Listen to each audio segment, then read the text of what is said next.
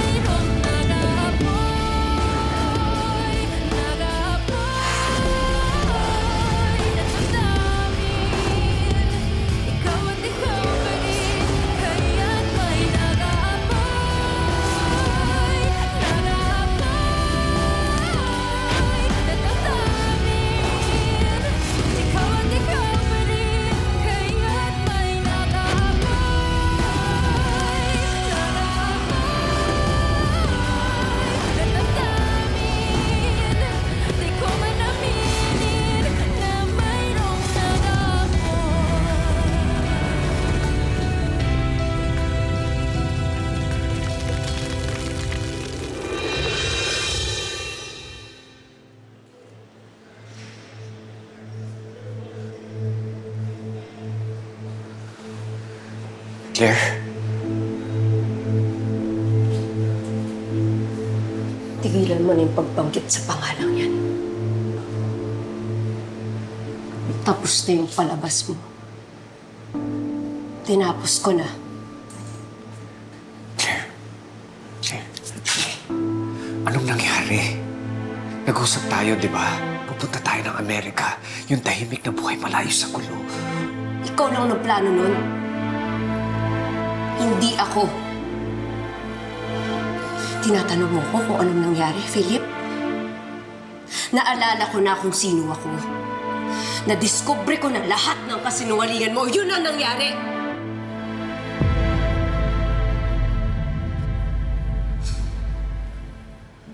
Pinagsamantalahan mo ang kondisyon ko. Kayong dalawa ni Lucas ang may away dito. Pero dinamay mo ako. Ginamit mo ako laban sa kanya. Pinara mo si Olivia sa mundo. Inangkin mo ako bilang asawa mo.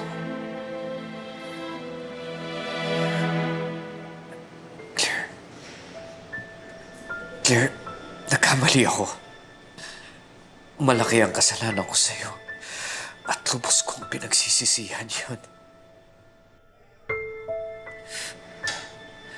Pero yung sinasabi mo, na pinakidnap kita at pinabugbog, hindi ko kayang gawin yun sa'yo, Claire. Hindi ko magagawa yun. Siguro nga, hindi mo ako sinasaktan ng pisikal. Pero mas masakit yung ginawa mo sa akin. Nakipagsabwatan ka sa mga taong nasa paligid natin para lokohin ako.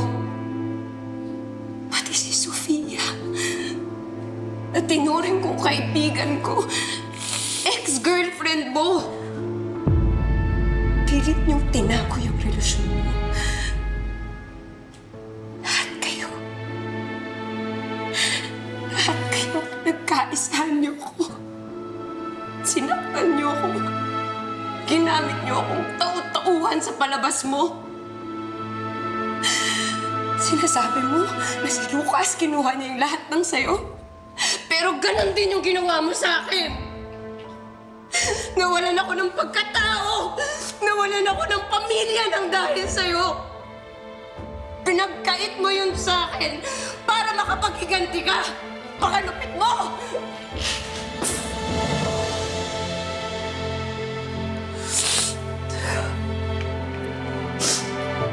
I'm sorry. Sorry. Hindi mo naiintindihan yung ginawa mo, Philip. Nang dahil sa'yo, yung nanay ko namatay mag-isa. Namatay siya. Nang malungkot.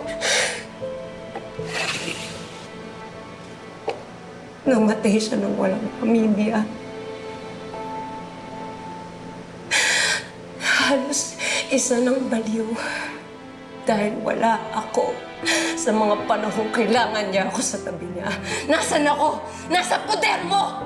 Niloloko mo! Hinahayaan mo ako na magluksa sa mga puntag na walang laman.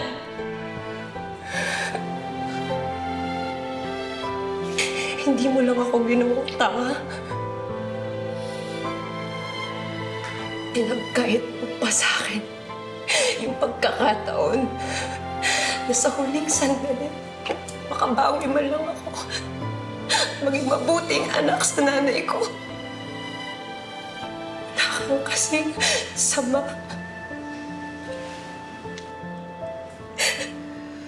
Claire.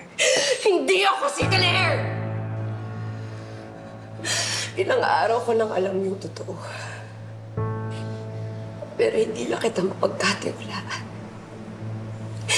Kaya nagpanggap ako na okay lang lahat. Pumayag ako na sasama ako sa'yo pabalik sa Amerika. Pero totoo.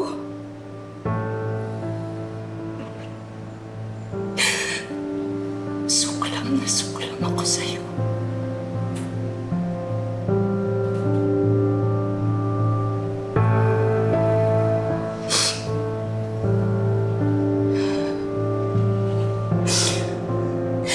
Ngayon alam mo na kung ano yung pakiramdam ng maloko at malinlang. Masakit ba? Sana. Pero wala pa yan sa kalingkingan ng sakit na ginawa mo sa akin.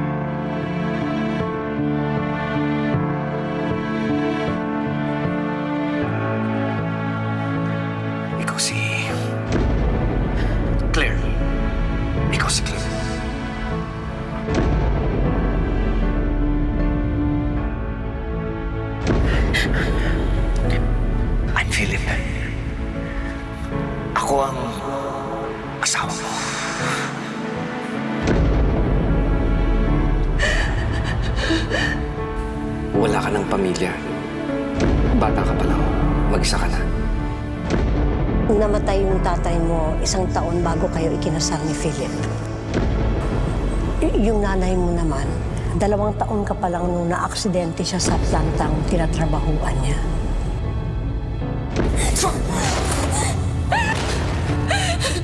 Don't let your dreams deceive you. Minsan hindi sila literal. Dreams are just representations of your unresolved issues or emotions. Magkakilala din kayo? Magkababata kami. Kaya pala magaan yung loob ko sa'yo. Pangalawang asawa na ni Lucas si Melinda.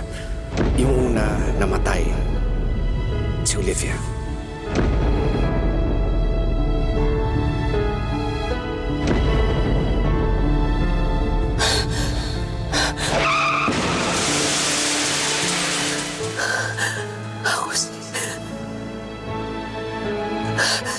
Ako si Olivia Buen Camino.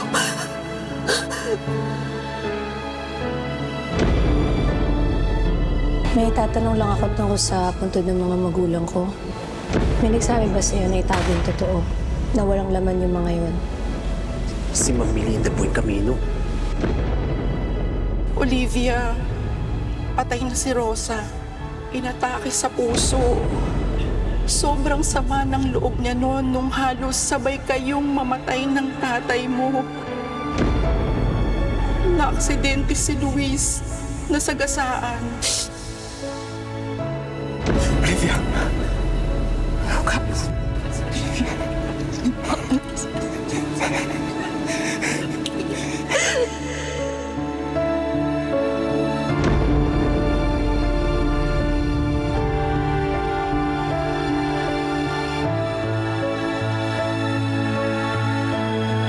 Ako na ayokong may makarinig na iba. And minsan ko lang naman sasabihin to. I just had to get off my chest. Ano yun? Nahihirapan ako sa kaso ni Philip. Hindi ko pa alam kung paano siya ilulusot dito.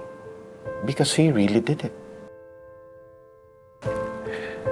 Attorney, abogado ka niya. Di ba paglalaban mo siya? Of course. Gagawin ko ang lahat para ma-absuelto siya. Pero I'm having some moral issues. Dahil nga, masama yung ginawa ni Philip kay Olivia. And naiintindihan ko kung bakit ganun si Olivia. Kung bakit galit na galit siya. May anak akong babae. At yung ginawa ni Philip kay Olivia, hindi ko mapapatawad yun kung nangyari yun sa anak ko. And I'm sure you're the same dahil may anak ka ring babae. Inasawa siya ni Philip. Niyura ka ng pagkababae. From where I stand, that's rape. Pero, attorney, minahal naman ang totoo ni Philip si Olivia. At nakita ko, minahal din naman siya ni Olivia. And that's supposed to make it better? In fact, it just made it worse. She was manipulated into loving him.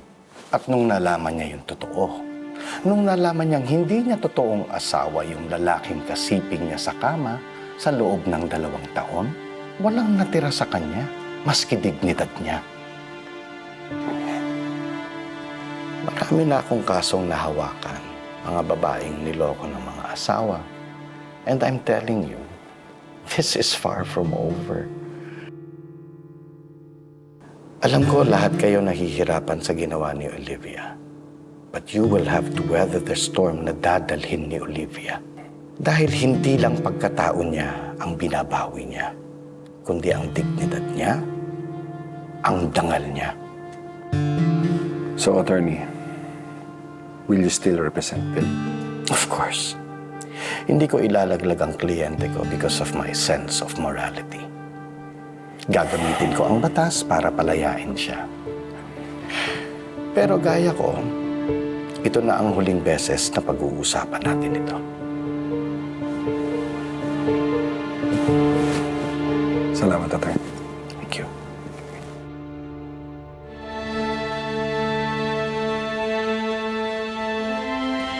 Kumusta ka? How's your day? Claire?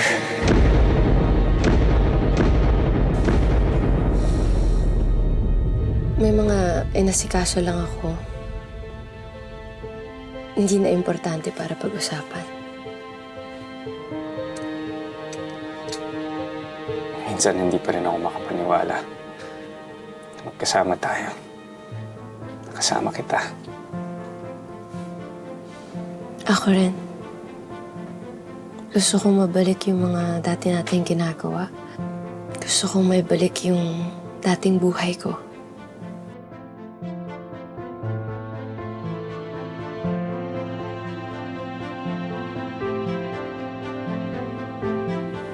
Don, may kailangan ako ipagtapat sa'yo. Ano yun? Naalala mo nung nagkita tayo dito? Hindi yun nagkataon lang. Nakipagtulungan ako kay Sofia para makalapit ako sa'yo at paghiwalayin kayo ni Salazar. Yung pag-lift ng suspension ni Salazar, idea yun ni Sofia para maging busy siya sa hospital at makalapit ako sa'yo.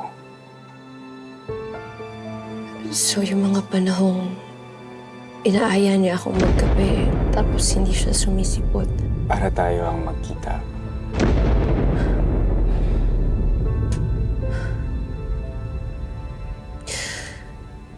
Nadiscover ko na yung totoo.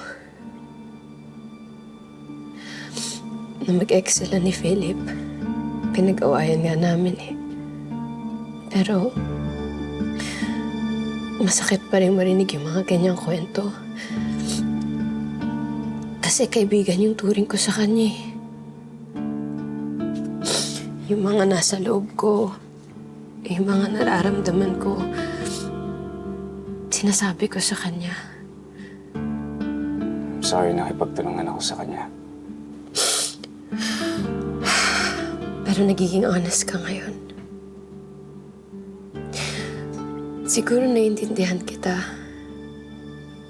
Pareho kita na pinaglihiman. Pero si Philip at yung mga nasa paligid niya, pinagkaisahan nila ako. Binigay ko yung buong tiwala ko sa kanila. Pero magkakatulong sila na bilugin yung ulo ko.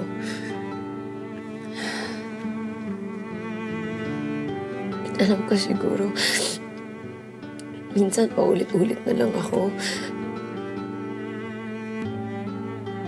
na sobrang sakit ng ginawa nila sa akin. Pero hindi ko alam kung paano titigil ang nararamdaman ko. Yung galit ko.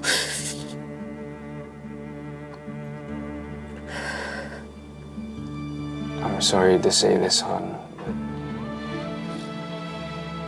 Based on my experience,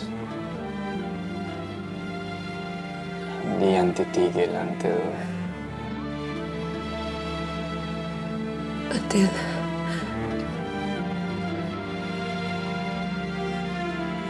you get even. Until maparamdam mo sa kanila kung gaano kasakit ang mga ginawa nila. Dahil habang nagdurusa ka ngayon sa lahat ng mga ginawa nila, tuloy-tuloy pa rin ang buhay nila na parang walang nangyari.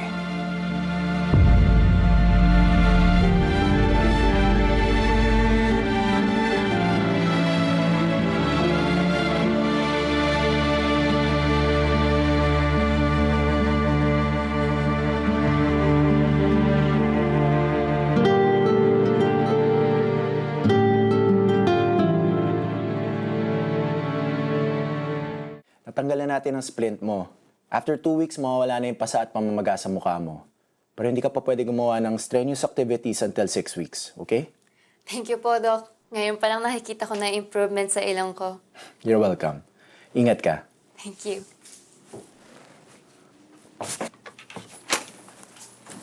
Maya, next patient, please.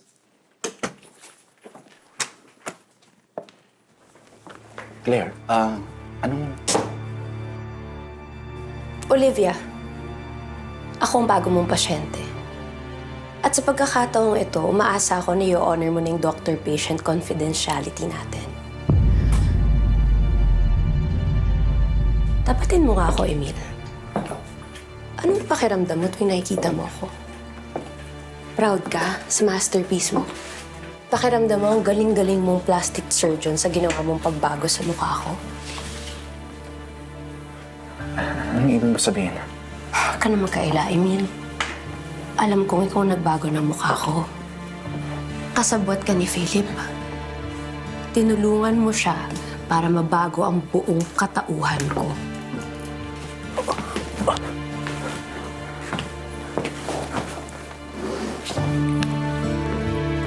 So, anong ginawa niyo sa akin?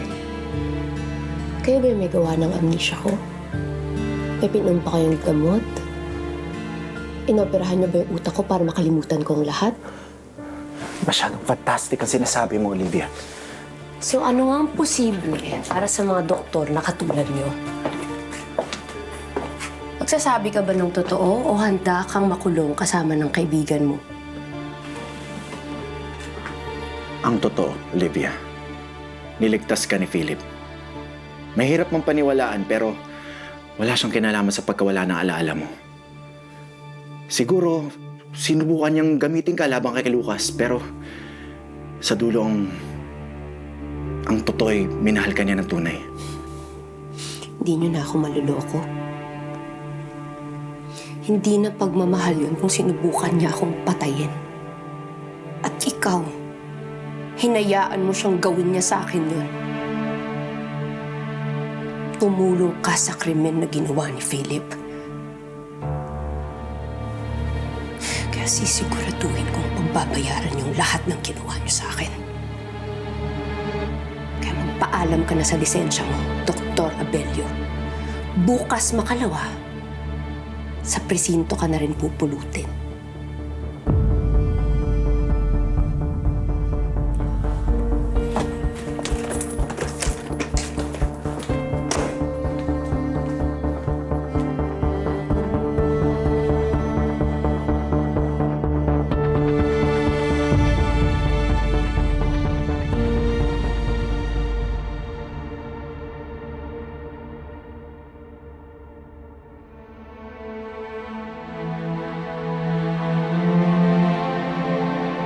Nahihirapan ako sa kaso ni Philip. I'm having some moral issues. Dahil nga, masama yung ginawa ni Philip kay Olivia. May anak ka ring babae. Inasawa siya ni Philip. Niyura ka ng pagkababae. From where I stand, that's rape. Ganon din si Dad. Buhay niyo ang itinaya niyo dito. Buhay din ang itataya ko. She was manipulated into loving him. At nung nalaman niya yung totoo, walang natira sa kanya, maski dignidad niya. Si Lucas lang ang target ko. Nagkataon na si Olivia nandun sa loob ng kotse.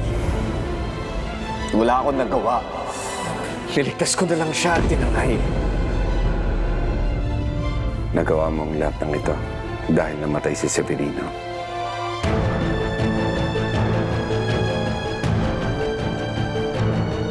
Hindi ka dapat namatay.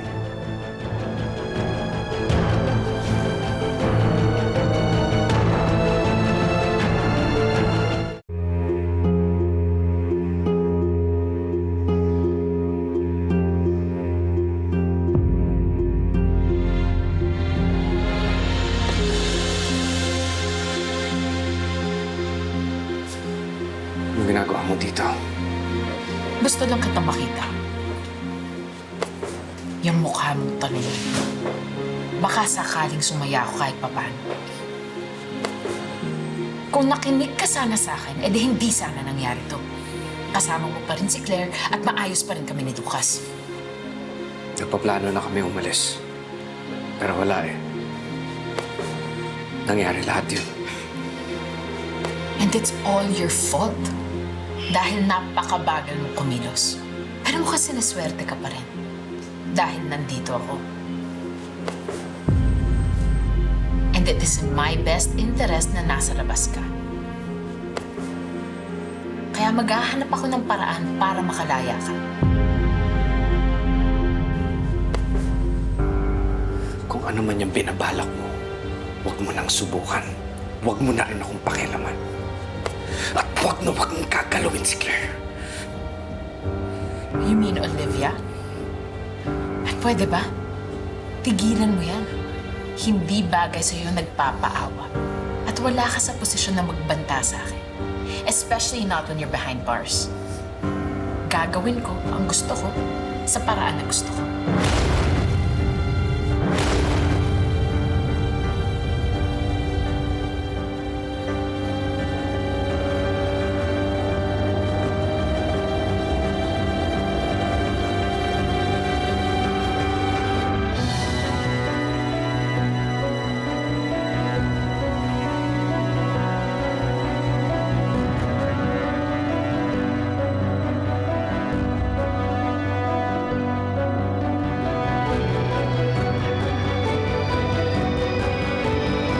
Simula lang dumating ka sa buhay niya, hindi na natapos yung problema niya. Sayong-sayo na siya. Pareho kayong mga sinungaling. Hindi ko naisip na nangyayari ulit to. Ano bang nagawa ng babae para kabaliwan mo ng ganyan? Ako ang legal at nag-iisang asawa ni Lucas. Nagbabalik lang ang alaala mo. Hindi ibig sabihin nun makukuha mo lahat sa akin. May kasabot siya. Dapat din silang managot.